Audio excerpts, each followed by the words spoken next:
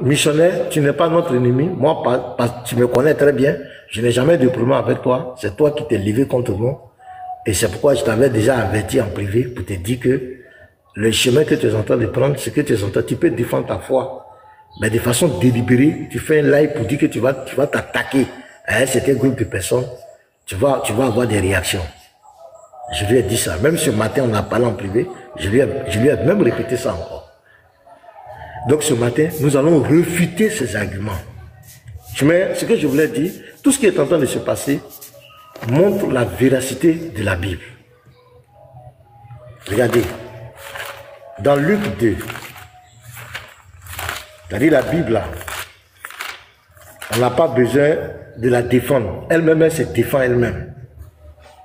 Siméon, Luc 2, verset 34, regardez ce que Siméon dit.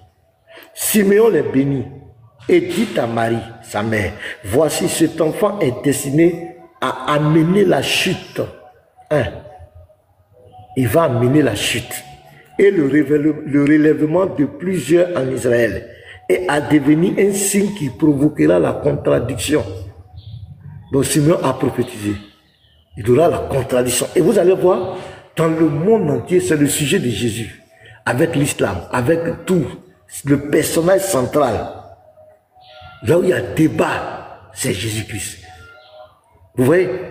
C'est pourquoi moi, je crois en la Bible. Toutes les virgules qui sont dans la Bible, moi je crois. Je suis un bibliste. Je crois aux Écritures. Et tout ce que je vais faire ce matin, ça sera lié à la Bible, à ce qui est écrit. Donc ici, le problème c'est quoi? Il dit cet enfant est destiné à amener la chute. Donc il y a deux groupes. Il va relever plusieurs et il va faire chuter. Donc ça dépend du côté où tu te trouves. Ça dépend du côté. S'il t'amène à chuter, comme il a fait chuter l'islam et tous les négateurs, tu es perdu. Mais si tu l'as connu, tu as connu la révélation de qui est le Christ, ça va permettre à ton salut, tu feras partie du relèvement. Question. Missionnaire est dans quel camp? Il a chuté ou bien il est dans le relèvement? C'est ce que nous allons voir ce matin. Mais d'emblée, je voulais encourager tous les frères de rester sereins, puisque tout à l'heure, les frères vont monter aussi. Et moi, après ma démonstration, je vais vous montrer des vidéos, des séquences vidéo. Des séquences vidéo pour dire à mon frère missionnaire qu'il n'est pas cohérent. Il n'est vraiment pas cohérent. Vous allez entendre ce qu'il dit. Vous allez entendre ses propos. Voilà, il est tombé. Il a chuté. Et vous allez entendre ses propos. Vous allez entendre ses dits. Lui-même s'est dit. On ne va pas inventer quelque chose. C'est-à-dire, vous allez l'entendre. Et vous-même, vous allez voir ce qu'il dit. Il a dit matin, ce qu'il dit le soir, ce qu'il dit de Jésus ici, ce qu'il lui-même dit. Vous allez comprendre que c'est quelqu'un qui ne maîtrise pas son sujet. Et vous allez, ce qui sera extraordinaire, la vidéo même qui va le mettre KO. C'est son frère King même. King va, dans un live, dans une vidéo publique, King va lui dire, mais ton combat est inutile.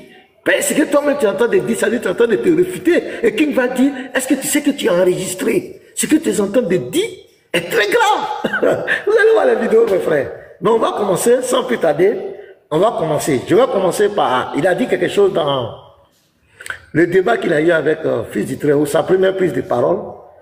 Il a dit quelque chose dedans qui m'a vraiment étonné pour un serviteur de Dieu. Voilà. Un serviteur de Dieu.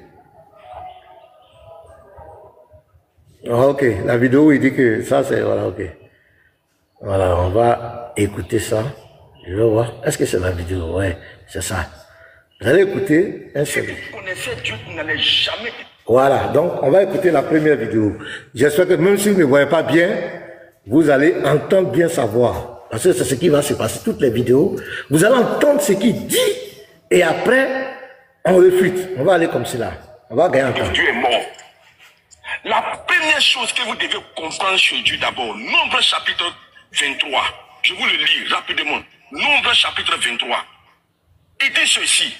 Écoutez très bien, verset 19. Il dit, Dieu n'est pas un homme pour mentir, ni le fils de l'homme pour se repentir. Frère, ce que vous devez comprendre, Dieu n'est pas un homme. Il ne réfléchit pas, il ne pense pas comme un homme. Si vous adorez quelqu'un et qu'on dit que c'est un homme déjà, c'est que ce n'est plus Dieu. C'est que ce n'est plus Dieu. Frère, je vous le dis. Je vais lire encore Osée. Je vais lire Osée. Suivez très bien. Je vais lire Osée. Osée le chapitre 11, à partir du verset 9. Regardez un peu. Il dit ceci. Je n'agirai pas selon mon ardente colère. Je renonce à détruire Ephraïm. Car je suis Dieu et non pas un homme. Dieu n'est pas un homme, mes frères.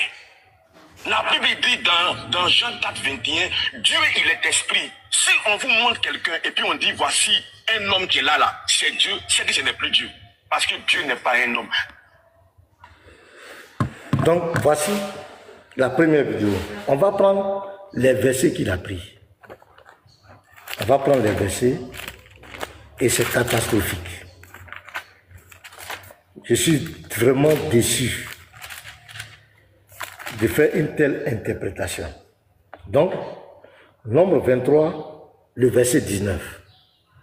Donc, il prend ce verset pour dire que Dieu ne peut pas... Oh là là, je refuse ça.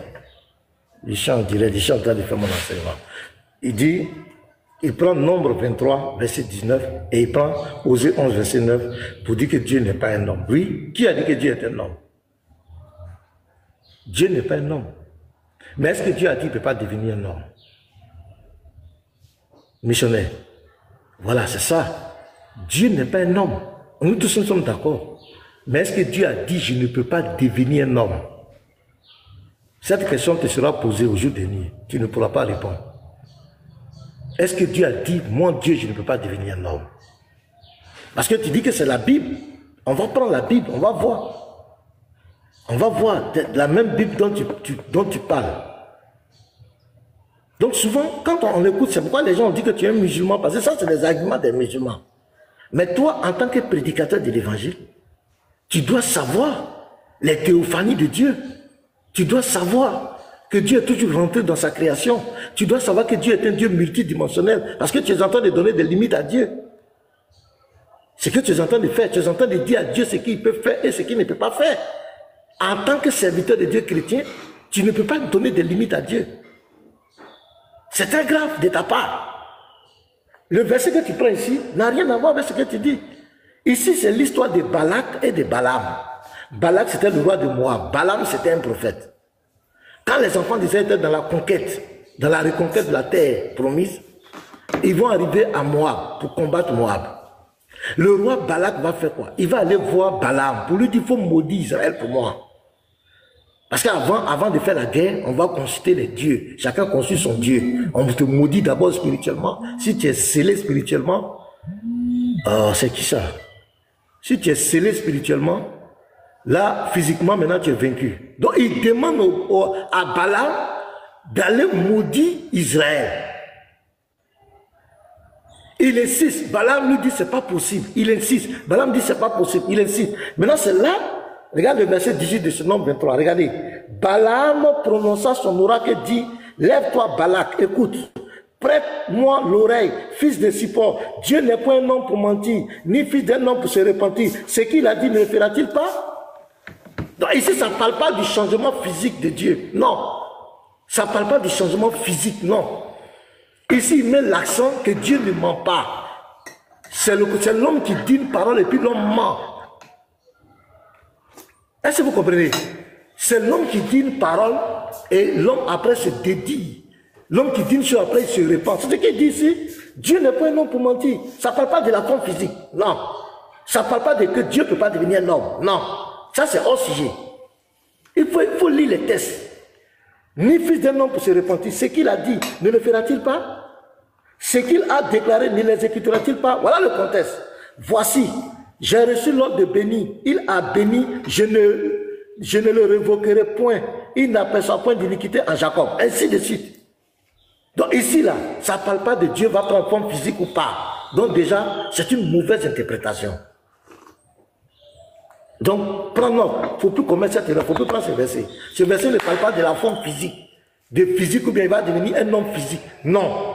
Ce verset parle de quelque Balaam qui dit à Balak que ce que Dieu a dit là, il ne va pas changer sa parole. C'est l'homme qui change de parole. On va aller, nombre, Osée. On va aller encore prendre Osée. Là-bas, tu vas voir encore. Moi, je t'aime bien, hein, mais il faut te revoir. Parce que tout à l'heure, on va voir les vidéos que tu as trop commis d'erreurs.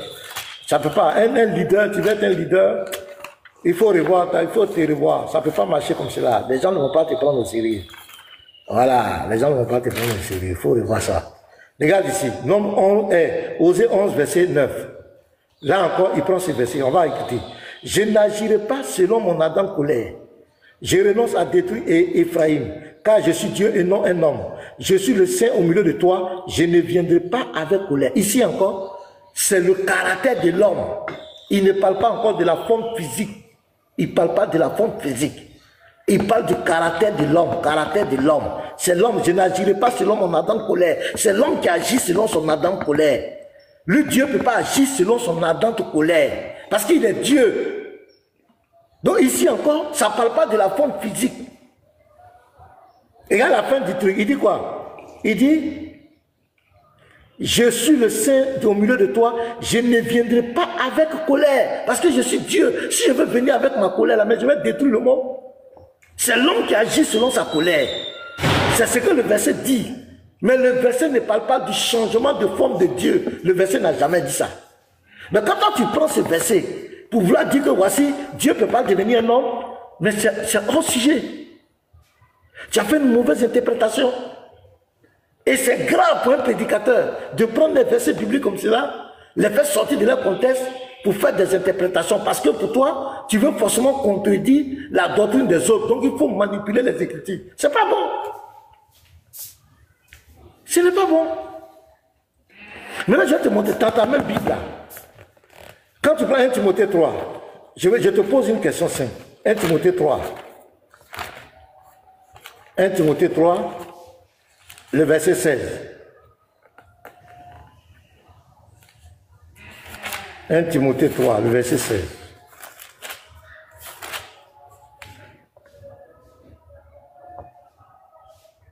Et sans contredire, le mystère de la piété est grand. Celui qui a été manifesté en chair. Dans la version de David, on dit Dieu est devenu chair. Celui qui a été manifesté en chair, c'est qui? C'est quel Dieu qui a été manifesté en chair là? C'est qui? C'est la Bible qui parle ici. Tu dis Dieu ne peut pas devenir un homme. C'est quel Dieu qui a été manifesté en chair là? C'est qui? Tu vas me dire son nom. Il faut prendre l'ordre. 1 Timothée 3, verset 16. Celui qui a été manifesté en chair là, c'est qui? C'est quel Dieu? Je prends encore Hébreu.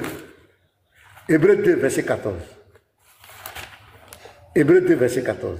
Ainsi donc, puisque les enfants participent au sang et à la chair, il y a également participé lui-même.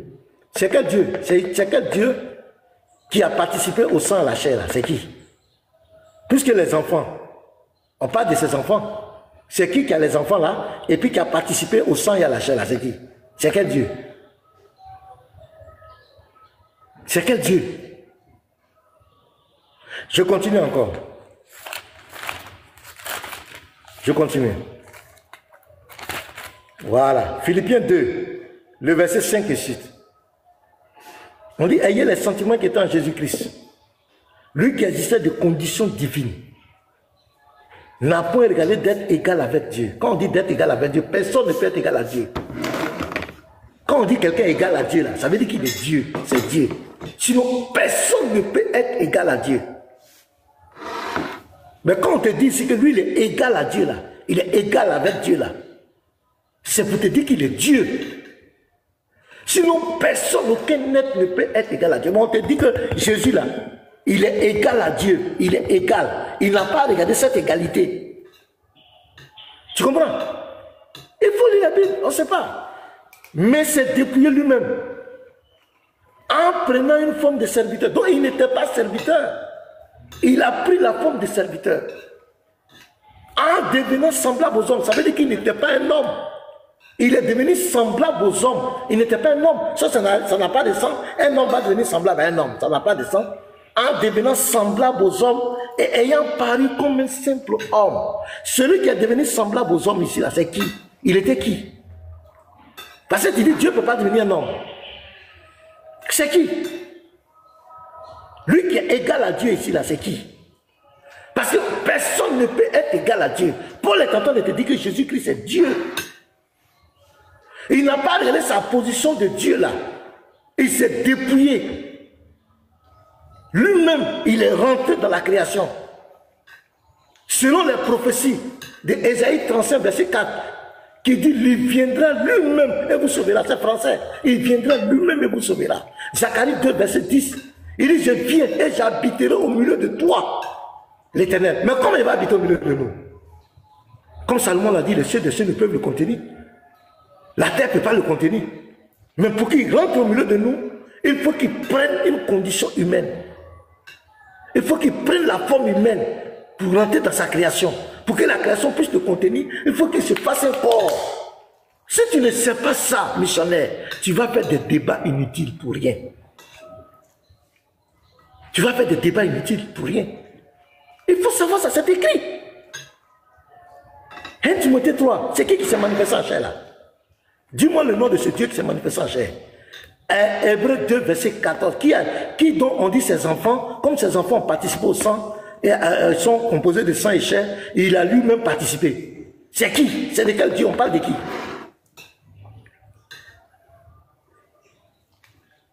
C'est malheureux. On continue. Le prologue des gens. Au commencement était la parole. La parole était avec Dieu et la parole était Dieu. Ici c'est clair, au commencement était la parole. La parole c'est Jésus-Christ. Jean est en train de préparer notre esprit pour nous dire, le même qui est Dieu là, c'est le même sa parole. C'est pourquoi il a dit dans Ésaïe 55 verset 8, ainsi en est de ma parole. Elle ne retourne point à moi sans avoir accompli mes effets. Pour agir dans la création, il vient par sa parole. Mais lui et sa parole, c'est un. C'est ce que Jean nous dit ici. La parole est avec lui, mais en même temps, cette parole est Dieu. Oui. Et c'est cette parole ensuite qui a créé le monde. Donc, tes petits dieux, Samuel est Dieu, Moïse est Dieu. Il faut nous montrer ce qu'ils ont créé. Il faut nous montrer ce que Samuel a créé. Il faut nous montrer ce que Moïse a créé. Tes dieux là, t'es beaucoup de dieux. Tu dis c'est au ciel, il y a beaucoup de dieux là. Montre-nous ce qu'ils ont créé. Moi je te montre Jésus. Quand je dis Jésus est Dieu là, c'est parce qu'il a créé. Il est un créateur. Je lis. Elle était au commencement avec Dieu. C'est la même parole. Toutes choses ont été faites par elle. Et rien de ce qui n'a été fait sans elle. Et quand tu interroges l'Éternel, il ne dit pas qu'il y a quelqu'un qui était auprès de lui quand il créait. Il dit c'est lui qui a créé, c'est lui qui a créé. Il faut comprendre ça.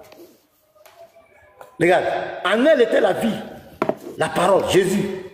Et la vie était la lumière. Et quand tu vas voir dans la Bible, Jésus est présenté comme la vie, la vie. Je suis la résurrection et la vie. Je donne la vie. Je lui donne la vie éternelle. Jésus lui donne la vie éternelle. Mais il est qui? Est-ce qu'il y a deux personnes qui donnent la vie éternelle? Il dit, je suis la vie. On dit, en elle était la vie. La lumière, lui, dans les ténèbres, et les ténèbres ne l'ont point reçu. Il y a un homme envoyé de Dieu, son nom était Jean. Il vint pour servir de témoin, pour rendre témoignage à la lumière. Donc Jésus est symbolisé ici par la lumière. Jean est venu rendre témoignage à la lumière. Afin que tous crût par lui. Il n'était pas la lumière, mais il parut pour rendre témoignage à la lumière. Jean-Baptiste est venu rendre témoignage à Jésus. Cette lumière était la véritable lumière qui en venant dans le monde éclaire tout homme. C'est Jésus. Regarde le verset 10. Elle était dans le monde. Et le monde a été fait par elle. Le elle ici remplace la lumière. La lumière qui est Jésus. Le monde a été fait par Jésus. Et dans toute la Bible du Nouveau Testament, on te dit que c'est Jésus qui a créé le monde. Quand tu prends Colossiens 1, le verset 15 à 16, on te dit tout a été créé par lui et pour lui. Tout a été créé par lui. C'est lui, par lui et pour lui. Montre-moi tes petits dieux là, ils ont créé quoi? Dans Hébreux 1, le verset 8 à 9, jusqu'à 10, le Père témoigne que c'est le Fils qui a créé le monde. Et son trône est éternel. Est-ce qu'il y a deux éternels? Donc voici, moi mon Dieu là, le Dieu dont je parle là, moi mon Dieu là, lui il a créé le monde. Toi, il faut montrer tes dieux, tes multiples dieux qui sont partout là. Il faut montrer ce qu'ils ont créé. Au verset 14, voilà au verset 14. Le Dieu qui était au commencement, la parole qui était au commencement, dont on dit la nature divine qui est Dieu, dans le prologue. Au verset 10 qui a créé le monde là. Au verset 14, et la parole a été faite chair. Et elle a habité parmi nous. Missionnaire, tu ne connais pas ça? Comment tu peux dire que Dieu ne peut pas devenir un homme? Dieu t'a dit ça? Genèse 18. Vous pouvez faire tout, prendre, allez-y prendre des livres, des juifs, je ne sais pas quoi, vous pouvez prendre tout. C'est l'Éternel qui est venu chez Abraham. Ce n'est pas quelqu'un d'autre, c'est l'Éternel. Vous prenez Genèse 18 du verset 1 au verset 33, c'est l'Éternel, ce n'est pas un ange. C'est l'Éternel, c'est Hachem, Yahweh. C'est lui qui est venu chez Abraham. Et lui, il est toujours entré dans sa création. Il venait dans le jardin d'Éden. Il parlait avec Noé. Il a parlé avec Abraham. Il a parlé avec Moïse. Tu parles de quel Dieu? Il est venu chez Manouach. La théophanie de Dieu, c'est une manifestation. Donc c'était la première. Si quel chrétien, c'est ça que je t'ai dit la dernière fois, si tu ne connais pas ces B.A.B.A. de la divinité, si tu veux mettre Dieu comme les musulmans dans un bol pour dire à Dieu, toi tu ne peux pas faire ça, tu dois faire ça, mais ça là tu ne dois pas faire, toi tu ne peux pas faire ça, toi tu peux dire à Dieu. Notre Dieu est un Dieu multidimensionnel. On ne peut pas lui dire Dieu, toi tu peux faire ça, tu ne peux pas faire ça. Et c'est ce que tu as fait. Dieu n'est pas un homme. Dieu ne peut pas dire, tu es un Dieu, tu es devenu un homme. C'est que ce n'est pas Dieu. Dieu t'a dit ça. Tu es dans le conseil de Dieu. Qui es-tu, ô homme, pour contester avec Dieu? Je lis un dernier verset, puis je vais continuer la vidéo. On a beaucoup de vidéos à regarder. Job 36, verset 22. Dieu est grand par sa puissance. Qui saurait enseigner comme lui? Verset 23. Qui lui prescrit ses voies? Donc c'est toi qui vas prescrire à Dieu les voies. Qui ose dire tu fais mal? Donc première vidéo, on va aller, mes frères. Donc première réfutation, il est hors sujet. On vient ici. On a beaucoup de vidéos à vous présenter. Partagez les frères, partagez.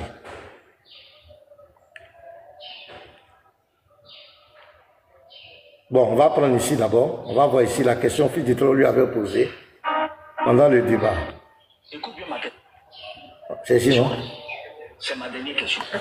Est-ce que Jésus-Christ est Dieu? Je t'ai dit, tu vas sortir de ce débat-là polythéiste. Est-ce que Jésus-Christ est Dieu? Est-ce que Jésus-Christ est Dieu? Il faut bien réfléchir avant de répondre à ma question. Et c'est ma dernière question. Est-ce que Jésus-Christ là, est-ce qu'il est Dieu? C'est ma dernière question. C'est ma dernière question. Réfléchis très bien avant de répondre. Merci. Regardez ce qui va se passer ici. Missionnaire? Oui, mets le temps. Mets le temps rapidement. J'ai dit, les modernistes ils ne connaissent rien de la parole de Dieu. Est-ce que Jésus-Christ est Dieu? Je te le répète, j'ai dit. Parce que pour vous, dans votre tête, partout où vous voyez Dieu, pour vous, c'est l'Éternel. Au commencement était la parole était avec Dieu. Donc ça veut dire que Dieu là, la parole était avec Dieu et la parole était Dieu. Ça veut dire que c'est l'Éternel. Il y a beaucoup de dieux, on parle de beaucoup de dieux. Tu penses quoi de lui? Il est bête. Il y a beaucoup de dieux, on parle de beaucoup de dieux. Pourquoi? Il y a beaucoup de dieux, on parle de beaucoup de dieux. Mais il y a un seul éternel.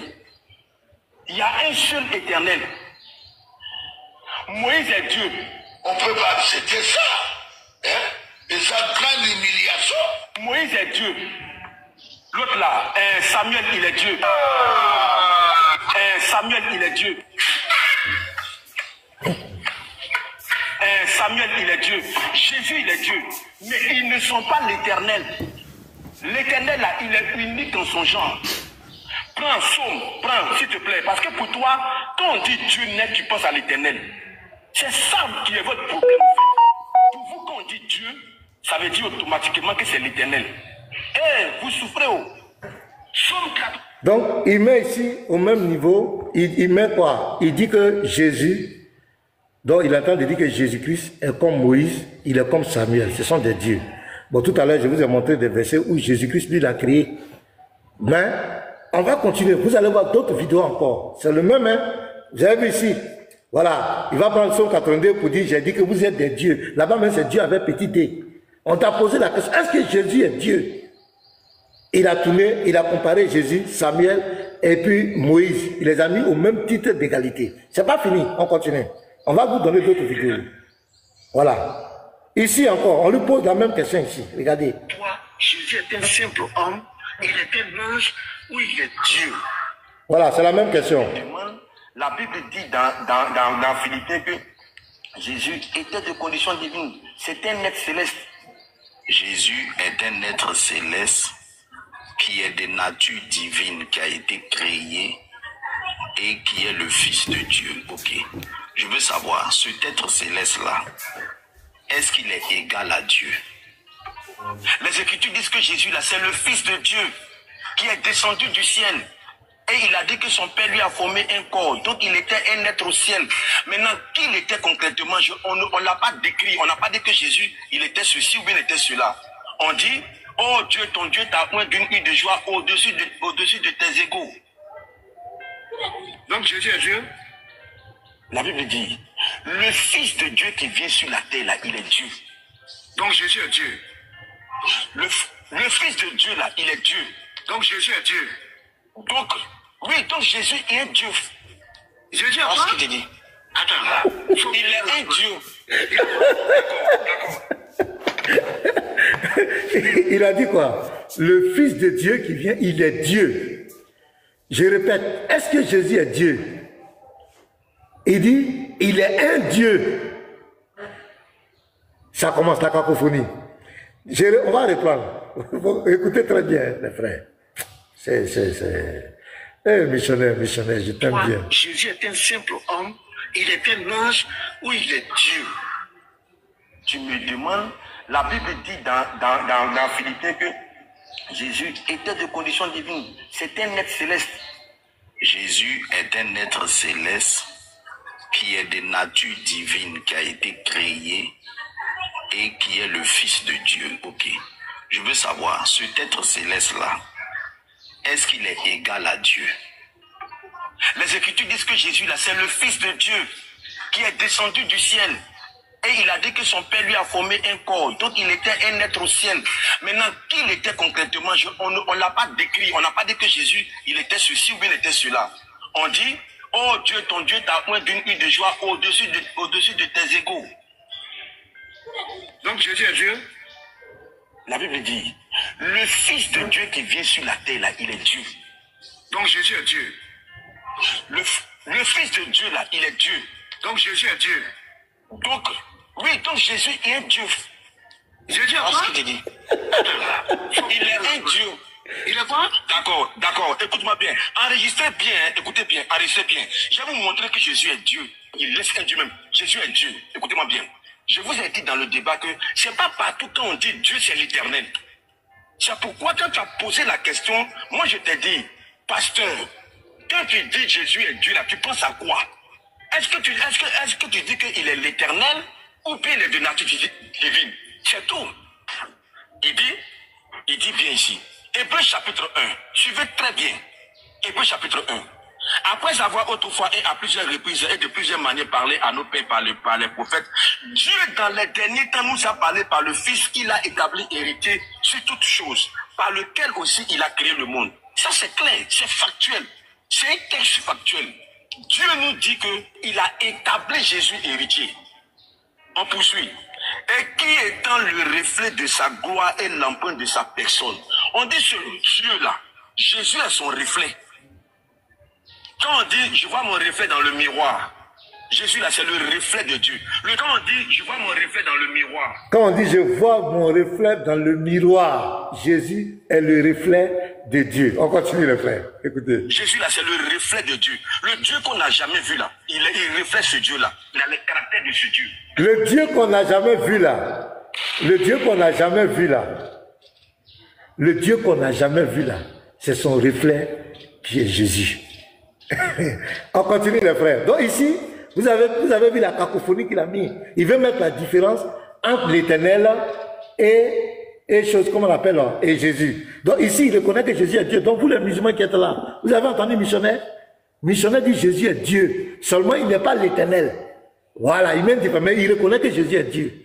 Maintenant, on retient ça. Les autres vidéos vont continuer. Je vous donne une autre vidéo encore. Voilà, on va aller doucement. Ici.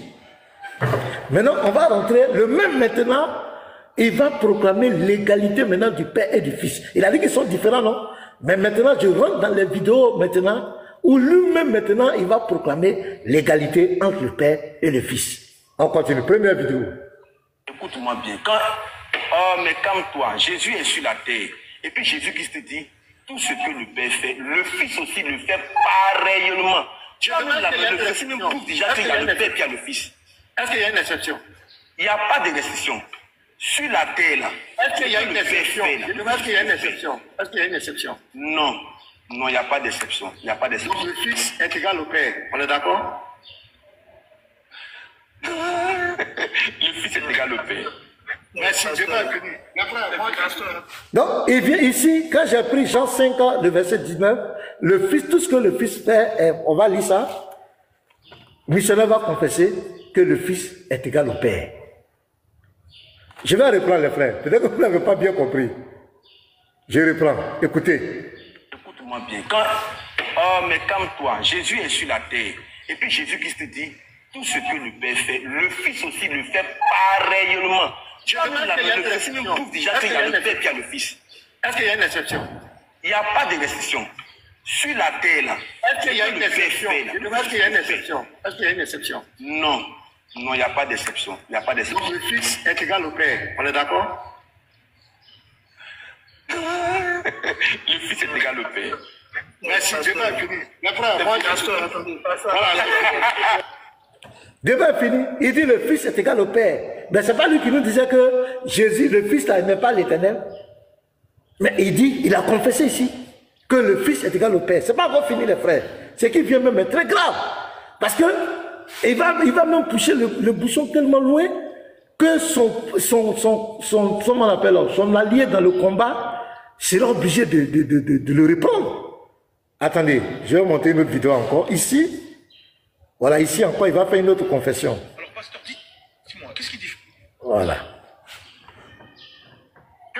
Et tout ce que vous demanderez à mon nom, je le ferai. Au verset 14, si vous demandez quelque chose à mon nom, je le ferai. Réponds-nous, le Fils est en train d'exaucer la prière ou pas? C'est la question que je te pose. Est-ce que le Fils est en train d'exaucer ici? Le Fils est en train d'exaucer. Allons-y. Merci beaucoup. Donc, là, au moins, on va progresser. Tu as fini? Voilà, d'accord. Maintenant, est-ce que je peux poser ma question? Est-ce qu'il y a deux personnes qui exaucent? Non. Tu as posé ta question. Moi, je vais poser la question maintenant. Non. Je vais répondre à ta question. Est-ce que dans le ciel, là, il y a deux entités qui exaucent? Oui. Vous avez compris? Il y a deux entités. Non, il y a deux dieux. Il y a deux dieux. Dans le ciel, écoutez très bien les frères, dans le ciel, il y a deux entités qui exaucent. Ça veut dire qu'il y a deux dieux qui exaucent. Parce que celui qui exauce la prière est Dieu. Un homme ne peut pas exaucer les prières dans le ciel. Et c'est très grave ce que tu viens de faire. C'est très grave, missionnaire. Vous venez d'entendre. 1. Il a reconnu que le Père et le Fils sont égaux. 2. Quand je l'ai coincé par rapport au Fils qui exauce la prière, quand vous prenez Jean 14, qu'on va lire, parce que là c'est clair. Jean 14, le verset 12. En vérité, je vous le dis, celui qui croit en moi fera aussi les œuvres que je fais, il en fera de plus grandes parce que je m'en vais au Père. Donc Jésus n'est plus sur la terre. Il retourne au Père. Écoutez très bien, la conséquence. Et tout ce que vous demanderez en mon nom, je le ferai. Donc il n'est plus sur la terre, il est au ciel. Il est allé chez le Père. Mais quand on va lui demander quelque chose, je le ferai. Donc il exauce la prière. Il va exaucer. Afin que le Père soit glorifié dans le Fils. Afin qu'on reconnaisse le Père dans le Fils. Moi et le Père, nous sommes un. Écoutez très bien, le verset 14. Si vous demandez quelque chose en mon nom, je le ferai. Donc il n'est plus sur la terre. Il allait chez le Père. Donc il exauce les prières. Il demande qu'on lui demande. On lui demande des choses et il exauce. Question. Qui exauce les prières? Est-ce qu'un homme peut exaucer les prières? Un prophète peut exaucer les prières? étant au ciel. Donc je lui pose la question, est-ce que Jésus est en train de dire qu'il exauce les prières ici? Il dit oui, Jésus exauce. Jésus exauce. Maintenant, dans le ciel, il y a combien de personnes qui exaucent? Il dit il y a 2 personnes qui exaucent. Regardez, les frères, ça ne va pas. Parce que toute doctrine que tu vas développer et qui va contre Deutéronome 6, verset 4 à 5, tu es dans l'hérésie, tu es égaré. Il n'y a pas deux éternels, il n'y a pas deux dieux. Au ciel là, il y a un seul Dieu, le seul vrai Dieu. Il n'y a pas deux qui exaucent là-bas. Il n'y a pas deux qui exaucent. Jésus est qui pour exaucer? Il dit, je m'en vais au Père. Quand je vais aller au Père là, tout ce que vous allez demander, moi je vous exauce. Donc le Père où? Le Père assis à côté, il a un petit tabouret, il a un tabouret, et le fils est là, et puis il dit, papa, attends, ils ont fait prière. Attends, maintenant a demandé quelque chose. Papa, est-ce que je dois faire? Puis papa dit, il faut faire. Donc c'est pour missionnaire. Il dit, il y a deux qui exaucent. Ça ne va pas. Ça ne tient pas. Et Jésus même dit ici, afin que le Père soit glorifié dans le Fils. On reconnaît le Père dans le Fils. Moi et le Père, nous sommes un. C'est ce que Jésus dit. Il n'y a pas deux personnes qui exaucent. Maintenant, regardez ici, les frères. Ben, tout ce que je suis en train de dire, peut-être vous ne comprenez pas bien. Regardez cette vidéo. Regardez cette vidéo, mes frères, mes bien-aimés. Attachez vos ceintures. Regardez cette vidéo.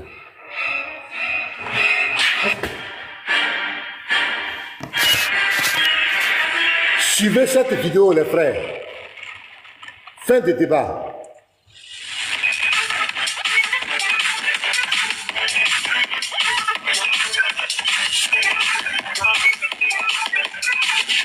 Je répète encore, ici l'apôtre Paul n'est pas en train de dire que Christ est égal à Dieu, c'est-à-dire, en d'autres termes, Christ et Dieu sont la même chose.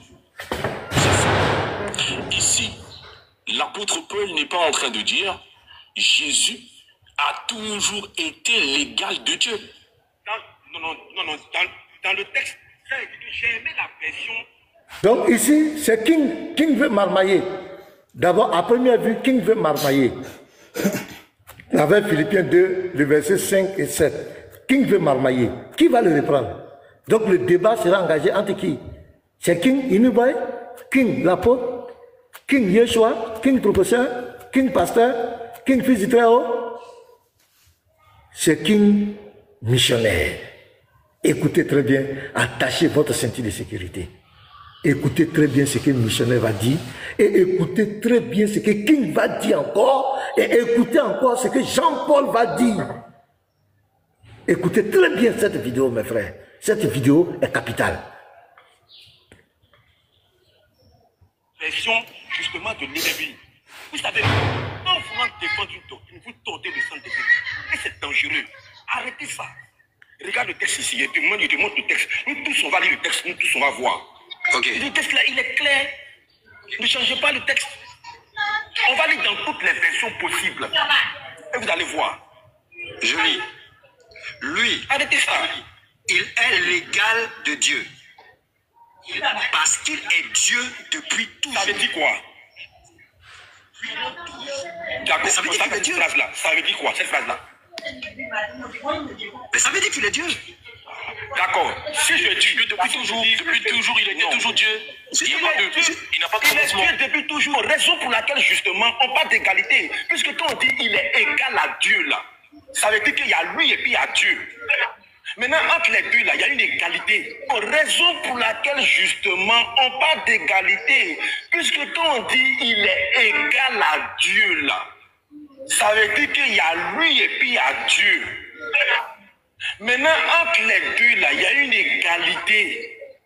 Je vais te montrer. Moi, il dit, lisons le texte. On va lire le texte, c'est bon. Regardez ici. C'est la même version qu'il avait pris, c'était parole vivante. On dit, lui, là, depuis le ciel, là, il a l'essence divine, il est un avec le Dieu suprême. C'est pas lui qui est le Dieu suprême, il est un avec lui. Il est un avec le Dieu suprême. Écoutez, vraiment, c'est extraordinaire. Il est l'égal de Dieu. Il est un avec le Dieu suprême. Mais il y a quoi? Tu n'as pas dit que... La vidéo, vous n'avez pas vu que... C'est pas lui qui a dit que le Dieu suprême est au-dessus de lui. C'est pas lui qui a dit que le Dieu suprême est au-dessus du Fils. Il dit il est un avec le Dieu suprême. C'est lui qui est en train de dire ça. Vraiment, missionnaire, je ne sais pas c'est quel débat. Et qui va lui dire ça? Écoutez les frères. Bon, finis la lecture et tu nous dis ce que tu comprends parce que ce que tu es en train de dire est gravissime, missionnaire. Si tu dis... Non, mais si tu dis que Jésus... Il n'y a rien de gravissime dedans. Oui, non, quand je dis que c'est gravissime, ça veut dire que le combat que tu fais est inutile. Ouais, mais c'est gravissime. C'est-à-dire, si tu le dis comme ça, le combat que tu fais est inutile. Parce que, quoi qu'il peut être un être différent, le fait qu'il soit égal à Dieu, mais ça ne change rien puisqu'il est un avec Dieu.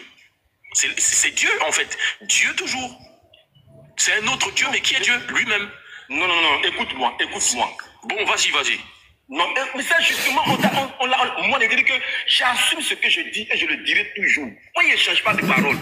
Je dis ce Jésus-là, je dis que les êtres qui sont dans le ciel, ce sont des dieux et je le dirai toujours. Vous le voulez ou vous ne le voulez pas. Ça là, c'est votre foi. Il n'y a pas de souci. Maintenant, regarde ce qu'il dit. Regarde. Il dit, il avait sa nature, sa gloire sans mesure, ses attributs divins. Loin de mettre, écoute bien, sa joie à trouver une proie dans son égalité avec le Dieu suprême. C'est écrit. Mais il lit, lui-même il lit. Et vous allez voir la dernière intervention de King, lui-même il lit. Il lit, on dit le type, il a toujours été sa gloire infinie, D'abord, regarde son égalité. Mais on entend te dire, personne n'est égal au Dieu suprême. Quand on te dit que quelqu'un est égal au Dieu, ça dit que c'est le Dieu suprême qui est là. C'est la manière dont Paul a parlé. Mais Paul est en train de dire que c'est le Dieu vivant qui est là. Parce qu'aucun être humain, aucun homme, tu dis les divinités qui sont dans le ciel. Est-ce que ces divinités sont égales au Dieu suprême? Pourquoi pour le Fils là, toi-même tu dis il est égal au Dieu suprême? Mais les autres divinités dont tu parles, tu dis il y a beaucoup de dieux dans le ciel. Maintenant pourquoi le Fils là, lui il est égal au Dieu suprême? Et King est intelligent, King a compris. King dit mais ce que tu es en train de dire, mais c'est grave. Écoutez les frères, allons-y. Vous allez voir, écoutez. Voilà ce que moi je crois. Ok, missionnaire, bon, on t'a écouté, mais attention, hein, je pense que tu as été enregistré. Si tu dis que Jésus est l'égal de Dieu et que tu cherches à créer une différence simplement sur la notion du Père, quand on dit quelqu'un est égal à l'autre, si Dieu est suprême, c'est que Jésus aussi est suprême. Claire. Si Dieu est tout puissant, c'est que Jésus est tout puissant. Claire. Parce que ce qui doit faire qu'ils soient des égaux, ils doivent avoir les mêmes capacités. C'est-à-dire Dieu est capable de créer, Jésus aussi est capable de créer. Dieu est capable de sauver, Jésus aussi est capable de sauver. Dieu est capable de faire telle chose, Jésus aussi est capable de faire telle chose. Alors, ta notion de Père, finalement, n'est basée que sur la différenciation du terme et non pas de l'essence. Tu crées ta différenciation sur le terme Père et Fils, mais tu ne crées pas la différenciation sur l'essence. Ça veut dire que Dieu suprême et Jésus, ils sont la même chose. Même si c'est deux personnes, ils sont la même chose à tout point de vue. L'un est tout puissant, l'autre aussi est tout puissant. Mais ça veut dire que c'est un faux combat. Non, tu vois.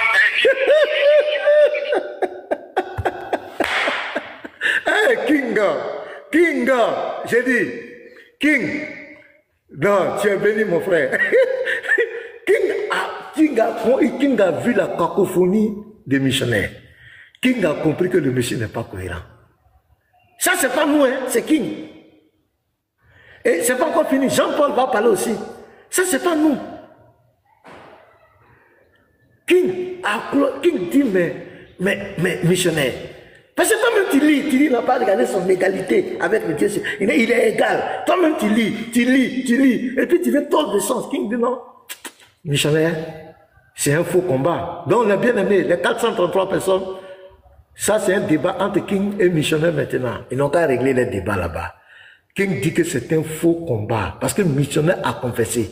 Missionnaire a dit que le Père et le Fils sont un. Missionnaire a dit. Ici encore, il dit qu'ils sont égaux. Ils sont égaux. King dit, c'est un faux combat que tu mènes, missionnaire. Il faut écouter King, c'est ton allié. C'est pas nous, si c'est nous qui parlons, Tu vas dire on est modaliste, on est tant. King dit que c'est un faux combat que tu mènes. Parce que King a lu, quand tu as lu tes versions, King a compris clairement que tu mets une égalité. Et tu as même dit, ils sont un. Mais tu nous fatigues pourquoi? Tu fatigues les gens pourquoi? Toi-même tu te réfutes. Toi-même tu as dit, à plusieurs vidéos, tu as dit que le fils exauce. Il y a deux qui exaucent. C'est quoi, King, mon frère? Hein? J'ai envie de reprendre la partie. Je vais reprendre la vidéo là. Je vais reprendre les frères. Il faut que vous écoutez. Parce que ça, c'est très essentiel. Ça dit, lui-même, il s'est mis KO. Parce que le test, tu ne peux pas changer le test. Le test est clair. On dit, il est égal. Il peut pas, personne, un homme ne peut pas être égal à Dieu. Mais quand on te dit que lui là, il n'a pas regardé son égalité avec Dieu, on est en train de te dire qu'il n'a pas regardé son égalité, sa position divine. Il n'a pas regardé ça. Et il s'est dépouillé. Et toutes les versions que toi-même tu as pris, ça t'a contredit. C'est pourquoi King était obligé. King a dit, tu es enregistré. Et aujourd'hui, il avait prophétisé. Et te voilà devant tout le monde, un homme incohérent. Tu vas justifier ça comment? Ça là, c'est Takia. Takia, ça là, ça ne marche pas. Takia n'existe pas chez les chrétiens. Il n'y a pas Takia chez nous les chrétiens. Donc je ne sais pas comment tu vas justifier ça. Ça là, c'est une vidéo, on va garder ça comme tous les chrétiens. Lorsque le missionnaire vous emmène, les vidéos là, dites-moi, je vais vous envoyer. Où il dit que le Père et le Fils sont un. Il lui confesse ici qu'ils sont égaux. Que c'est la même, ils sont un. Et King le reprend. Présentez-lui la vidéo simplement, missionnaire. On ne fait plus de débat avec toi. Va régler ça avec King.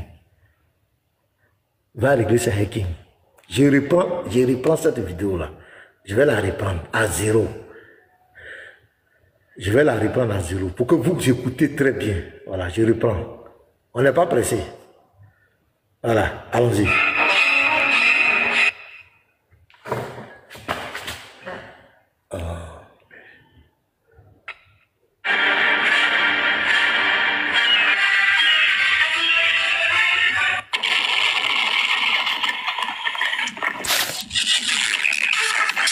Enregistrez bien, gardez ça.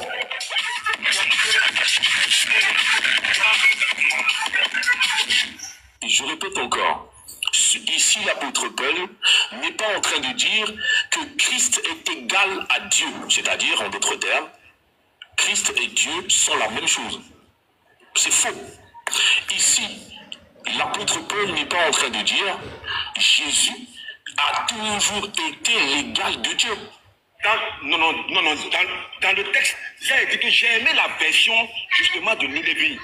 Vous savez, non, en voulant défendre une doctrine, vous tordez le sang des Écritures. Et c'est dangereux. Arrêtez ça. Regarde le texte ici, il te montre le texte. Nous tous, on va lire le texte, nous tous, on va voir. Okay. Le texte là, il est clair. Ne changez pas le texte. On va lire dans toutes les versions possibles. Et vous allez voir. Je lis. Lui, arrêtez ça. Il est l'égal de Dieu. Parce qu'il est Dieu depuis toujours. Ça veut dire quoi? D'accord, ça veut dire qu'il est Dieu. Ça veut dire quoi, cette phrase-là? Mais ça veut dire qu'il est Dieu. D'accord. Si je dis depuis toujours, il était toujours Dieu. Il n'a pas de commencement. Il est Dieu depuis toujours. Raison pour laquelle, justement, on parle d'égalité. Puisque quand on dit il est égal à Dieu, là, ça veut dire qu'il y a lui et puis il y a Dieu. Maintenant, entre les deux, là, il y a une égalité. Raison pour laquelle, justement, on parle d'égalité. Puisque quand on dit il est égal à Dieu, là, ça veut dire qu'il y a lui et puis il y a Dieu. Maintenant, entre les deux, là, il y a une égalité. Je vais te montrer. Moi, il dit, lisons le texte. On va lire le texte, c'est bon. Regardez ici. C'est la même version qu'il avait pris, c'était parole vivante. Écoutez-lui sa version même, hein. Écoutez-lui même sa version. Il a l'essence divine, il est un avec le Dieu suprême. C'est pas dit qu'il est le Dieu suprême, il est un avec lui. Bon, finis la lecture et tu nous dis ce que tu comprends parce que ce que tu es en train de dire est gravissime, missionnaire. Si tu dis, non mais si tu dis Jésus, il n'y a rien de gravissime dedans. Oui, non, quand je dis que c'est gravissime, ça veut dire que le combat que tu fais, il n'a pas inutile. Ouais, mais c'est gravissime. C'est-à-dire, si tu le dis comme ça, le combat que tu fais est inutile.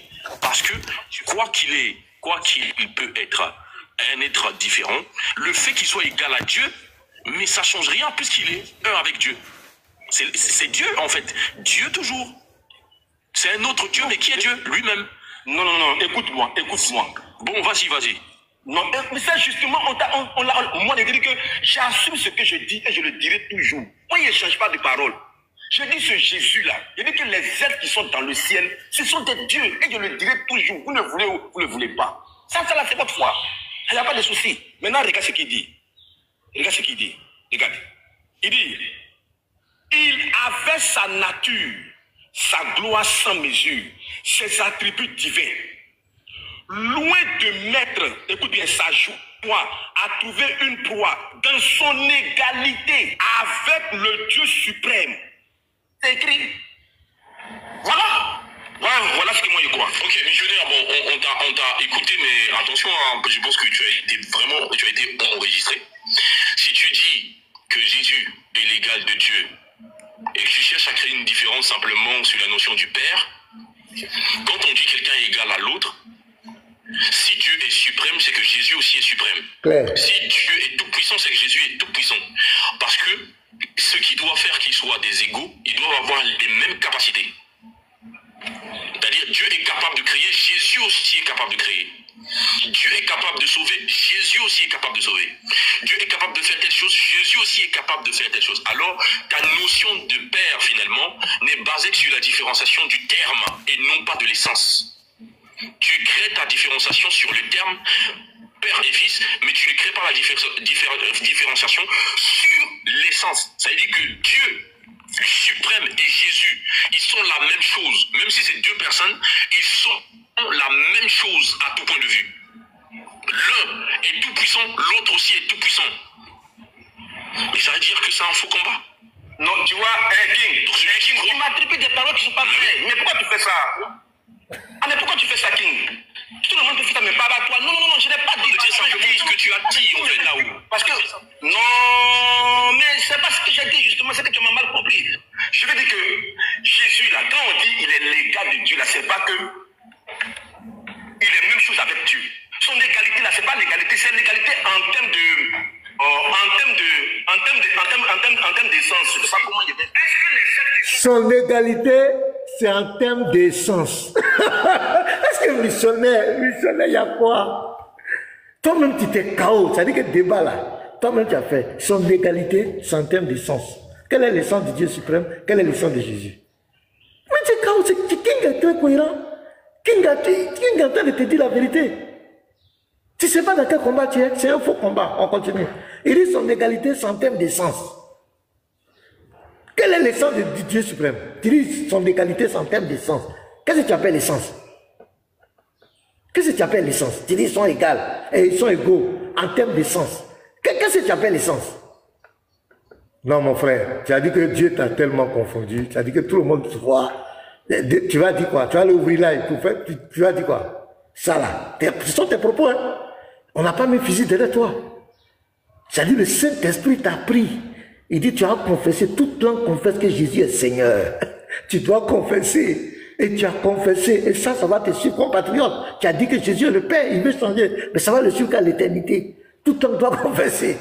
Ah, écoutez, allons-y, les frères. Dieu sont de conditions divines. Fais une différence. Ils n'ont pas le titre de Dieu suprême, comme toi ton texte dit. Or, dans ce que tu viens de lire là, il y a une égalité ici entre celui que tu qualifies d'un Dieu et puis le Dieu suprême. Ce qui veut dire, entre autres, que ce Dieu suprême n'est rien d'autre que ce Dieu-là. Claire. Quand tu parles d'égalité déjà, il faut comprendre que c'est une égalité entre le titre de Dieu et puis... On est bien à la même chose. Oui, j'ai compris. Le texte l'a dit. Le texte là est clair. On dit, il n'a pas regardé son égalité avec Dieu. C'est du français. Donc, il y a une égalité qu'il a avec Dieu. Il y a une égalité qu'il a avec Dieu. Maintenant, c'est le niveau de l'égalité là qu'il faut voir. Ah! Maintenant, il y a le niveau d'égalité. Est-ce que missionnaire, il dit, on dit ils sont égaux, tu dis il y a un niveau d'égalité. C'est quel niveau? Il faut qu'il nous explique ça. On ne comprend rien. Ah. Là, il a une égalité avec Dieu. Maintenant, lui là, il pouvait regarder à ça pour se gonfler. Pourquoi? Parce que Dieu est grand. Quelqu'un qui est comparable à Dieu, quand il peut prendre ça pour se glorifier, mais il n'a pas regardé ça. C'est ce qu'on te dit dans le texte. Écoutez Jean-Paul maintenant. Oui, vas-y. Je comme fait l'impression que finalement vous êtes unis uniquement que pour vous attaquer aux modalistes. Ou bien pour maintenant restaurer la vérité biblique. Parce que c'est étonnant de comprendre comment les gens, depuis ce que, mais ça fait peur. C'est comme si chacun peut inventer sa doctrine et vient lui enseigner. Pourquoi alors s'attaquer aux modalistes? Débat est clos. King a dit missionnaire K.O. Voilà Jean-Paul. Jean-Paul dit mais Jean-Paul même a eu, il est dépassé. Il dit mais pourquoi vous attaquez aux gens là? Parce que c'est ce que nous on dit. On dit le Père et le Fils sont un. C'est ce que le missionnaire tu as dit. Devant moi tu as dit ça. Voilà la vidéo tu as dit. Et King a dit attention. Tu es en train de confesser. Ça dit qu'on a affaire à quelqu'un qui ne maîtrise même pas son sujet. Il ne sait pas de quoi il parle. Il ne sait pas de quoi il parle. C'est ce que King voulait lui faire comprendre. Mais finalement, ton combat là, c'est quoi? Tu combats quoi? En réalité, tu dis ce que nous disons. King l'a dit, King lui a dit ça cache. Devant tout le monde, la vidéo est là. Celui qui veut là, on va lui partager ça. On va partager. Donc, mes bien-aimés, il y a encore d'autres vidéos dans le débat. King, Fils lui a posé des questions, mais je crois qu'on n'a plus besoin même de présenter toutes ces vidéos-là. Vous avez vu la dernière vidéo avec King, avec Jean-Paul. Ils lui ont dit clairement que le monsieur est à l'ouest. Donc, missionnaire, ton combat là, c'est quoi? Tu dis que Jésus est égal au Dieu suprême. Bon, il y a quoi? Tu nous combats, c'est quel combat tu mènes? Tu as dit qu'ils sont égaux. La vidéo est là. Devant moi, tu as dit que le Père et le Fils sont un. Tu as dit ils sont un. Tu as dit. Ici encore dans la vidéo, tu l'as dit. Donc, ta bouche refuse, mais ton cœur est d'accord. Ça dit ton âme sait que ton créateur là, c'est Jésus-Christ. Mais c'est ta bouche qui veut pas, c'est ton ego qui veut prendre là-dessus. Mon frère, il faut te ressaisir. C'est un faux combat. Parce que ça là, tous les apologètes, on va partager cette vidéo-là, ça va te suivre. Ça va te suivre jusqu'à pour l'éternité. Et ça sera un jugement contre toi. Tu l'as dit et tu l'as répété. Tu as pris même d'autres versions où on proclame, tu dis que les autres sont Dieu aussi. Mais pourquoi lui il est un? Lui il est un avec le Dieu suprême. Pourquoi lui il est un? Donc tu as vu que c'est difficile de combattre la divinité de Jésus-Christ. C'est très difficile. Tu vas confesser, ou tu vas balbutier, ou tu seras obligé d'être malhonnête. Et King t'a bien repris. Il dit ton combat là, ça n'a pas de sens. Les chrétiens, est-ce que le combat là, ça a un sens encore? Lui-même, il vient, toutes les vidéos qu'on vous a montrées, vous avez compris que sa doctrine ne tient sur rien. Tantôt, il est différent de lui, tantôt, ils sont un, tantôt, ils sont égaux. Bon, on fait quoi? On retient quoi, monsieur missionnaire? Tu as vu que moi, je ne t'ai pas insulté. Hein? J'ai montré tes vidéos. Ce que tu as dit, je t'ai montré. Voilà, je suis un apologète. Je ne vais pas t'inciter, je ne vais pas te caricaturer. Je t'ai montré tes vidéos. Et tout le monde a vu, en réalité, que tu as besoin d'être éclairé. Tu as besoin d'être enseigné. Je te dis sincèrement, en toute humilité, pas pour te rabaisser. Il faut prendre encore du recul. Il faut aller bien étudier ton sujet. C'est-à-dire où la Bible, tu vas la réécrire parce que tu étais confronté à un verset. Et c'est ce verset qui t'a fait confesser la vérité. Quand on dit que quelqu'un est égal à Dieu, là, c'est fini. C'est qu'il est. Parce que personne, un homme ne peut pas être égal à Dieu. Un prophète ne peut pas être égal à Dieu. Aucun homme ne peut être égal à Dieu. Quand on dit, lui là, il est égal à Dieu, quand la Bible dit il est égal à Dieu, ça veut dire que c'est Dieu qui est là. Est-ce que tu as compris? Retiens bien ça. Il est égal. Parce qu'aucun être ne peut être égal à Dieu. À partir du moment où on te présente quelqu'un, on dit il est égal avec Dieu, il est égal à Dieu là. C'est fini. Et il a dit, moi et le Père, nous sommes un. Je suis dans le Père est en moi. C'est fini. C'est Philippiens 2, le verset 5, vous pouvez aller même au verset 11. Le verset 6 même, c'est le verset 6 qui a mis missionnaire lui-même KO, qui l'a embarrassé. Il a dit tout et tout ce qu'il pouvait dire.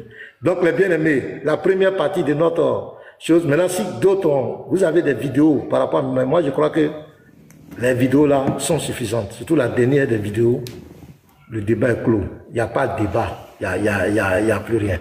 Maintenant, ce que je voulais dire, je vais vous montrer quelque chose rapidement par rapport à Jésus.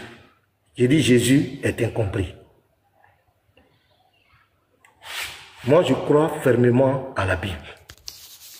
Et je crois fermement au livre d'Apocalypse. Je crois fermement à ça. Je vais vous faire un petit développement et puis je vais faire monter les autres.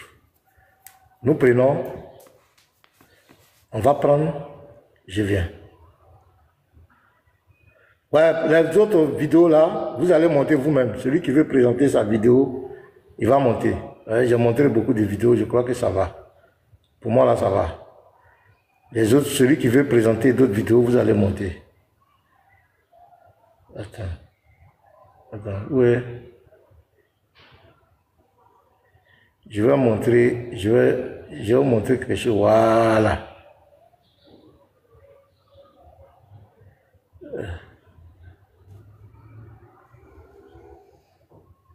Où c'est? Attends, voilà, c'est ici. Voilà, je vais vous présenter un peu la multidimension de Jésus-Christ. Tous les rôles, toutes les fonctions que Jésus a jouées. Je vais vous présenter ça dans l'Apocalypse. Je vais faire un petit truc pour vous faire comprendre que quand tu veux parler de Jésus, il faut prendre tous les aspects. Je commence. Et après, je vais faire monter. Quand tu prends Apocalypse 1, le verset 1, on dit révélation de Jésus-Christ que Dieu lui a donné. On te présente Jésus-Christ ici comme un prophète qui a reçu une révélation. Jésus a joué le rôle d'un prophète sur la terre. Ça, c'est sa première dimension. Il a joué le rôle d'un prophète sur la terre. Nous ne l'ignorons pas. Deuxièmement, au verset 6, et qui a fait de nous un royaume des sacrificateurs pour Dieu son Père. Donc ici, on le présente comme le Fils de Dieu. 1. Il a joué le rôle de prophète. Apocalypse 1, verset 1. 2. Il a joué le rôle de Fils de Dieu. Il a son Père. Vous pouvez noter ça dans toute la Bible. 3. On vient au verset 7 à 8. Voici, il vient avec les nuées, et tout elle le verra, même ceux qui l'ont percé, et toutes les tribus de la terre se lamenteront à cause de lui. Donc on le présente ici comme celui qui vient, celui qui va venir au dernier temps, à la fin des temps. Il a été percé. Qui a été percé? Dans Zacharie 12, verset 10, l'Éternel a dit qu'il allait être percé.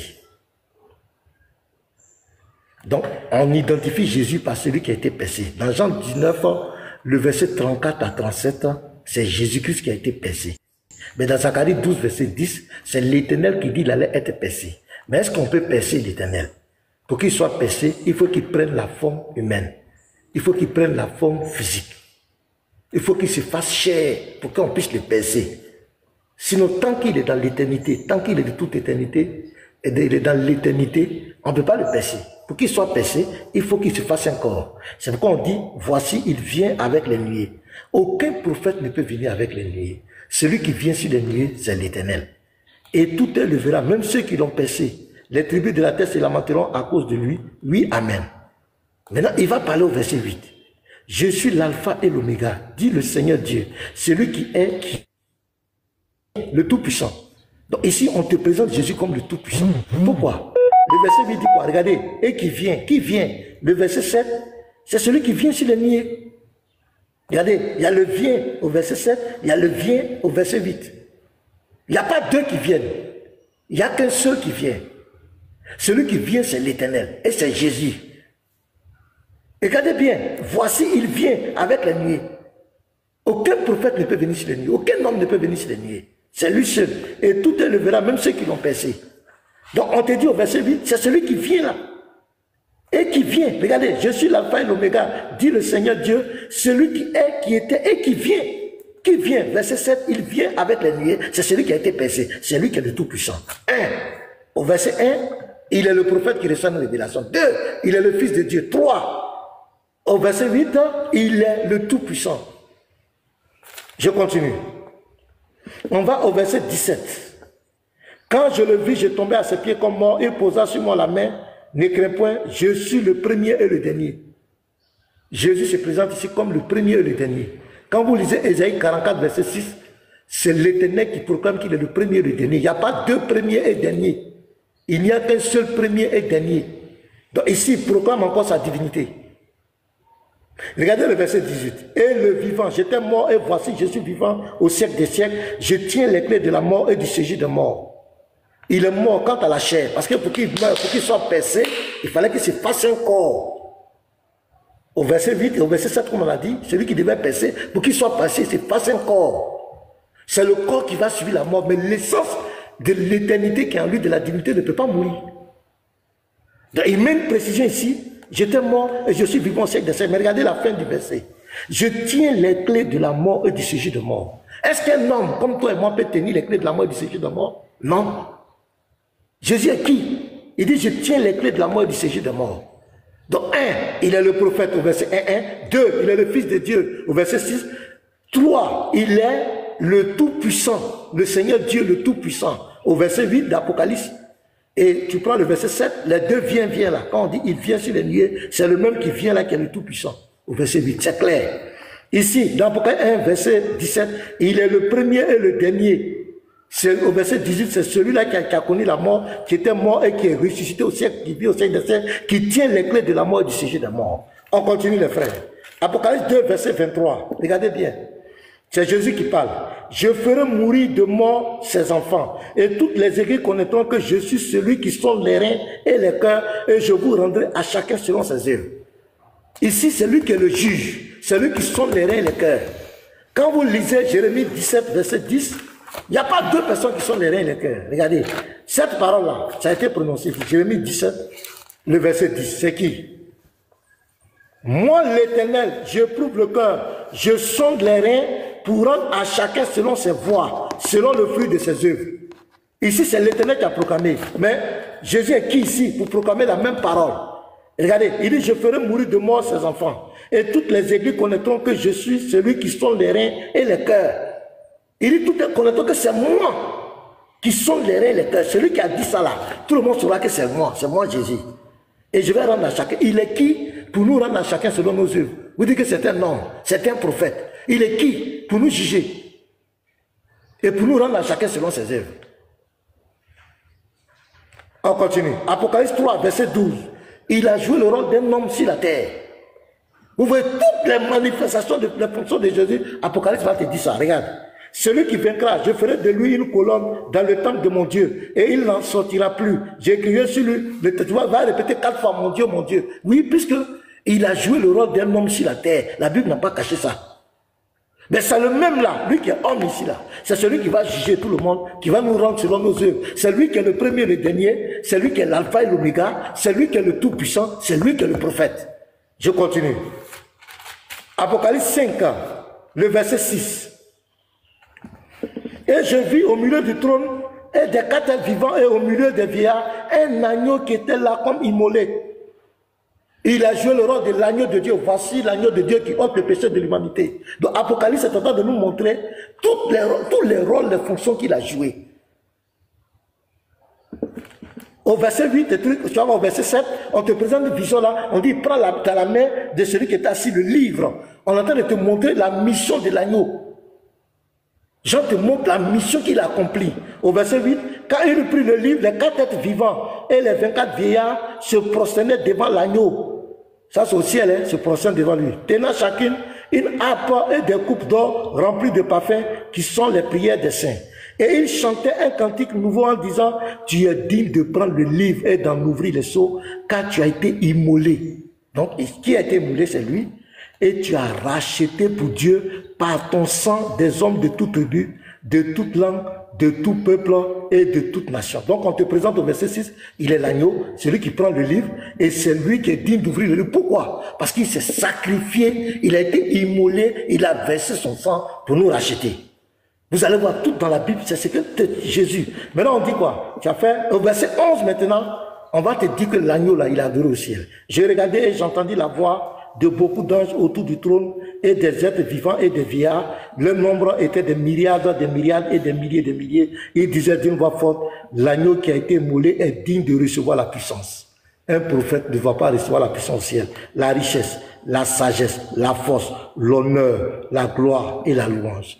Dans le ciel, c'est à Dieu seul la gloire, l'honneur, la louange. L'agneau, il est qui ici pour recevoir la gloire? Il est qui ici pour recevoir la louange? Il est qui ici pour recevoir l'adoration?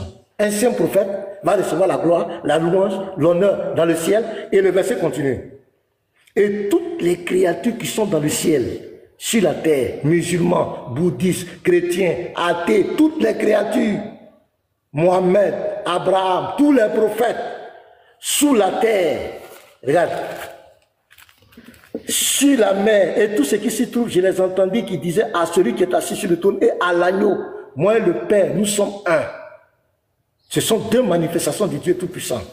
Soit la louange, l'honneur, la gloire et la force au siècle des siècles, et les quatre êtres vivants disaient Amen, et les vieillards se prosternaient et adoraient. Ils ont adoré l'agneau. Donc cet agneau-là, qui a été immolé là, on dit il mérite la louange et l'adoration. Donc Apocalypse le présente. Je continue. On va aller. On va aller à Apocalypse 11, le verset 15. Regardez. Le septième ange sonna de la trompette, il y eut dans le ciel de fortes voix qui disaient, le royaume du monde est remis à notre Seigneur, un, et à son Christ. Ça fait deux personnes, non? Maintenant, regardez. Et il régnera au siècle des siècles. Qui doit régner? On dit, écoutez, hein, le royaume du monde est remis à notre Seigneur, le Père, et à son Christ, le Fils. Maintenant, regardez. Et il régnera. On devait dire, ils régneront, si c'est deux personnes distinctes.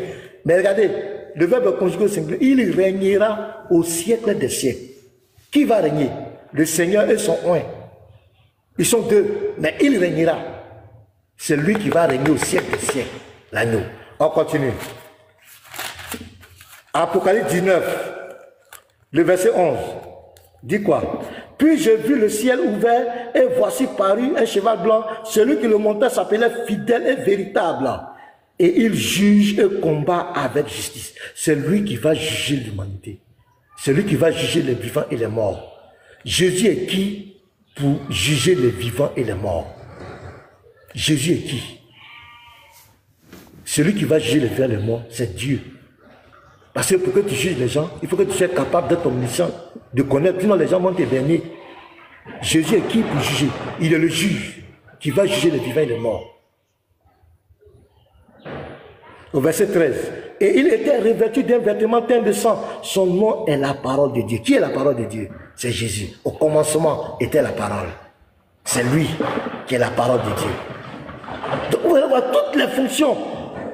Tout est dedans dans Apocalypse. Je viens au verset 21. Apocalypse 21, verset 6. Là encore. Et il me dit, Jean dit, Jésus lui a dit, c'est fait. Je suis l'alpha et l'oméga. Jésus proclame qu'il est l'alpha et l'oméga. Aucun prophète, aucun homme ne peut dire il est l'alpha et l'oméga. Ça, c'est un attribut de l'éternel. C'est lui qui est l'alpha et l'oméga. Il n'y a pas un homme, il n'y a pas un prophète qui peut dire qu'il est l'alpha et l'oméga. Le commencement et la fin. Aucun homme ne peut dire qu'il est le commencement et la fin. Jésus est qui? À celui qui a soif, je donnerai de la source de l'eau de la vie gratuitement. Pour confirmer que c'est de Jésus qui parle, prenez Jean 4, verset 14. Qui a dit qu'il donne de l'eau là, de la vie gratuitement là? Qui a dit ça? Quand il était à la femme samaritaine.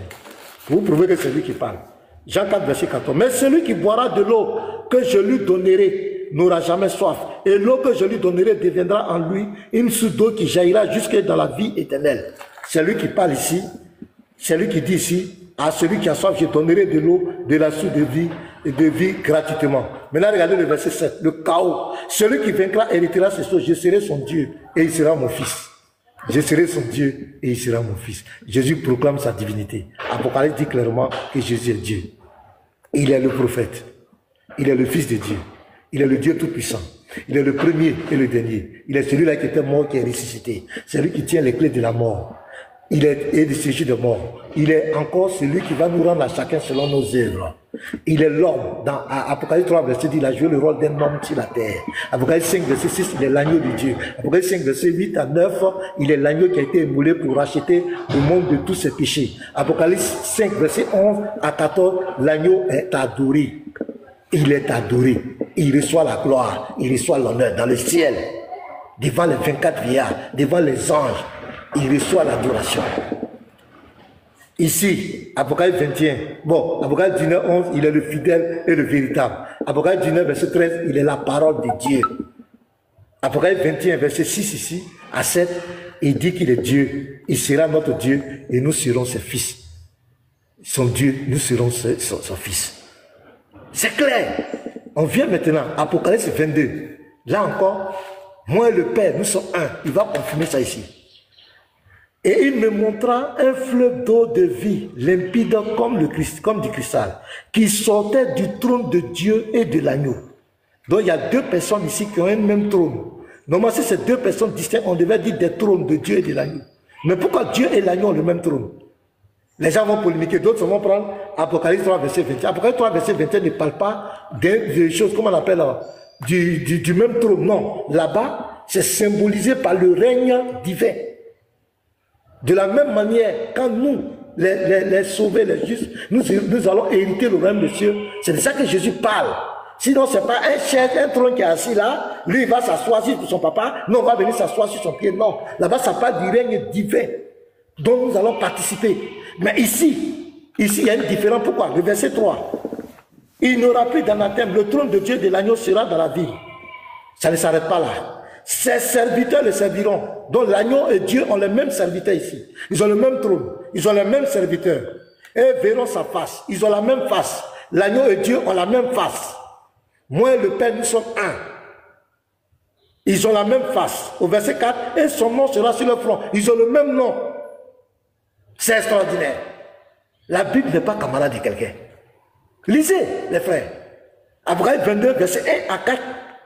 Ils ont les mêmes serviteurs, ils ont la même face, ils ont le même nom, ils ont le même trône. Moi et le Père, nous sommes un. On montre ici qui est véritablement Jésus. Mais ce n'est pas encore fini. Regardez le verset 6. Et il me dit, ces paroles sont certaines et véritables. Et le Seigneur, le Dieu des esprits des prophètes, a envoyé son ange pour montrer à ses serviteurs les choses qui doivent arriver. Qui envoie son ange? Je répète ici, regardez. Et il me dit, c'est fait. Il me dit, ces paroles sont certaines et véritables. Et le Seigneur, le Dieu des esprits des prophètes. C'est pourquoi, dans 1 Pierre 1, le verset 10 à 11, on dit les prophètes qui ont prophétisé avec l'esprit de Christ qui est en eux. Donc ici, on dit, ces paroles sont certaines et véritables. Et le Seigneur, le Dieu des esprits des prophètes, a envoyé son ange pour montrer à ses serviteurs les choses qui doivent arriver. Et il parle, et voici, je viens bientôt. Heureux celui qui garde les paroles de la prophétie de ce livre. Maintenant, qui envoie l'ange? Qui envoie l'ange? Verset 16. Moi, Jésus, j'ai envoyé mon ange pour vous attester ces choses dans les églises. Et il me dit, ces paroles sont certaines et véritables, et le Seigneur, le Dieu des esprits des prophètes, a envoyé son ange. Verset 16. Moi, Jésus, j'ai envoyé mon ange. Comment un prophète, un homme comme toi et moi peut envoyer son ange? Regardez le verset 13. Je suis l'alpha et l'oméga. Oh, verset 12 d'abord. Voici, je viens bientôt et ma rétribution est avec moi pour rendre à chacun selon ses œuvres. Jésus est qui? Pourquoi c'est lui qui va nous rendre? Le Père là, il est où? Maintenant on ne parle plus de Père ici. Hein? Tout ici là, maintenant on ne parle plus de Père. Père a disparu. Père a disparu. C'est lui qui a adoré. C'est lui qui a adoré. C'est lui qui fait tout. C'est lui qui est l'alpha et l'oméga. Où est le Père? C'est lui qui est l'alpha et l'oméga, le commencement et la fin. C'est lui qui va rendre à chacun. C'est lui qui envoie l'ange. C'est lui Jésus. Regardez ici. Il dit, je suis l'alpha et l'oméga, le premier et le dernier, le commencement et la fin. Heureux ceux qui lavent leur robe afin d'avoir droit à l'arbre de vie et d'entrer par les portes dans la ville. C'est lui qui va chasser les gens, Jésus. Où est son Père? Dehors les chiens, les enchanteurs, les impudiques, les meurtriers, les idolâtres et quiconque aime et pratique le monde. C'est lui qui va chasser. Le Père est où? Moi, Jésus, j'ai envoyé mon ange.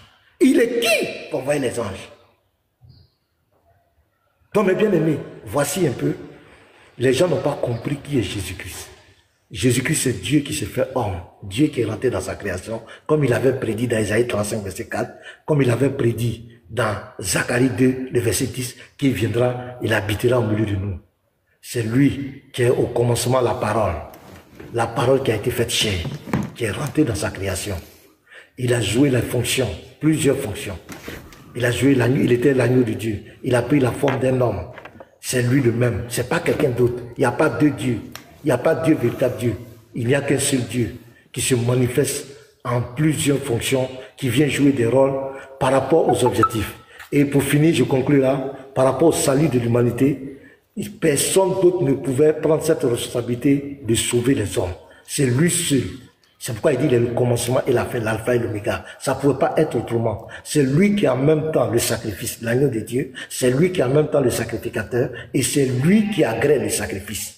Il s'est pourvu lui-même pour le salut de l'humanité. C'est pourquoi il a pris la forme humaine, parce qu'il fallait qu'il se fasse un corps. Il fallait qu'il y ait le sang. C'est lui qui a dit dans Hébreux 9, verset 22, que sans effusion de sang, il n'y a pas de pardon des péchés. Il ne peut pas aller contre sa parole. C'est lui qui a institué le sacrifice des animaux, le sang pour expier le péché. Donc il décide de se faire un corps, parce qu'aucun homme ne peut prendre cette responsabilité. Aucun être, aucun homme ne peut régler. C'est lui seul qui peut régler. Donc c'est lui qui prend le corps, il rentre dans sa création. Donc n'identifiez pas Jésus par ses 33 ans de vie sur cette terre. Jésus a existé avant les 33 ans de vie. Tous les négateurs de la divinité de Jésus, ils s'appuient sur les 33 ans de vie de Jésus sur cette terre. Dans Michée 5, verset 1 à 2, l'origine de Jésus remonte au jour de l'éternité. Dans Colossiens 1, verset 17, il a existé avant toute chose. Il a existé avant Marie. Il a existé avant Marie. Donc tu ne peux pas identifier Jésus par ses 33 ans de vie. Les 33 ans de vie, homme, missionnaire, king, tous les négateurs de la divinité de Jésus, ce sont les 33 ans de vie. Les musulmans, et tous les 33 ans de vie. Si Dieu était, pourquoi il a prié? Pourquoi il a dormi? Oui, il s'est dépouillé, il est devenu un simple homme. Un simple homme doit prier, un simple homme doit dormir, un simple homme doit manger, un simple homme doit aller aux toilettes, un simple homme doit dire je ne sais pas, un simple homme doit manifester. Il a dit, dans Matthieu 20, verset 28, pour finir, il dit, le Fils de l'homme n'est pas venu pour être servi, il n'est pas venu pour se glorifier, il n'est pas venu, il est venu quoi? Et non pour être servi, mais il est venu pour servir. Donc il prend la posture d'un serviteur. Son langage, c'est la posture d'un serviteur. C'est pourquoi les auteurs de la Bible, tu vas voir dans toute la Bible, les deux dimensions du Christ sont présentées. Il est présenté comme un vrai homme, un vrai serviteur. Il est présenté comme le Dieu véritable. Paul va te dire par exemple dans 1 Corinthiens 11 que Christ et Dieu est le chef de Christ. Il parle de sa dimension de oint qui est venu jouer un rôle sur la terre. Mais le même Paul va te dire dans Romains 9, verset 5, qu'il est le Dieu béni éternellement, il est au-dessus de tout. Le même Paul va te dire dans 1 Corinthiens 1, le verset 2, que c'est le nom de Jésus qui doit être invoqué. Pourquoi c'est lui qui doit être invoqué? Si c'est un simple homme, pourquoi c'est lui qu'on doit invoquer? Pierre va te dire dans Actes que Jésus est le serviteur de Dieu, mais Pierre va te dire dans 1 Pierre 1, le verset 10 à 11, que l'esprit qui parlait dans les prophètes, c'est l'esprit de Christ. Vous allez voir Jean. Jean va le présenter comme un prophète, mais Jean va te dire dans 1 Jean 5, verset 20, que c'est lui le Dieu véritable. Tu vas voir que dans la Bible, c'est deux dimensions. Mais si tu veux être honnête, tu dois pas prendre une partie de la révélation. C'est pas fils du trône avait posé la question au missionnaire. Jésus s'est-il révélé seulement en tant que prophète, fils de Dieu, ou un messager seulement? Missionnaire tombé dans le panneau. Alors que Jésus s'est révélé comme le Père. À Jean 14, verset 7 à 9, on lui a posé la question. Il a répondu clairement. Et Patriote ne va pas dire le contraire. Patriote est d'accord que Jésus-Christ est le Père. Donc, que Dieu vous bénisse, mes frères. Voici un peu ce que je voulais dire. Si on veut parler de Jésus, on ne va pas quitter ici. Mais je vais permettre aux gens de monter, ceux qui ont des préoccupations.